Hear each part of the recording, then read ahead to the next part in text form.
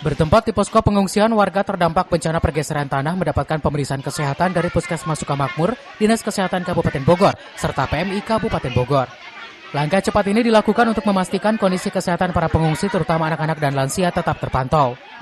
Sementara itu, Dinas Sosial Kabupaten Bogor menyalurkan bantuan logistik berupa kebutuhan dasar yang langsung didistribusikan ke posko pengungsian.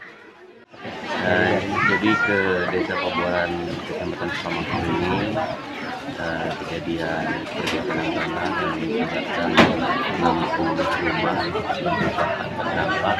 Kami siapkan logistik untuk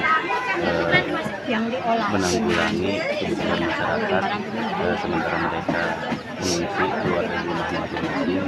Nah, kita siapkan kebutuhan sehari-harinya. Kita siapkan di sini dari mulai tenda, tempat tidur, sandang, pakaian, makanan. Kita perkirakan untuk seminggu bisa ditangani. Dinas Sosial Kabupaten Bogor memastikan penyaluran bantuan akan terus dilakukan selama masa tanggap darurat. Selain di Sukamakmur, bantuan logistik juga disalurkan ke wilayah lain di Kabupaten Bogor yang terdampak bencana. Dari Sukamakmur, Kabupaten Bogor, Edi Junaidi melaporkan.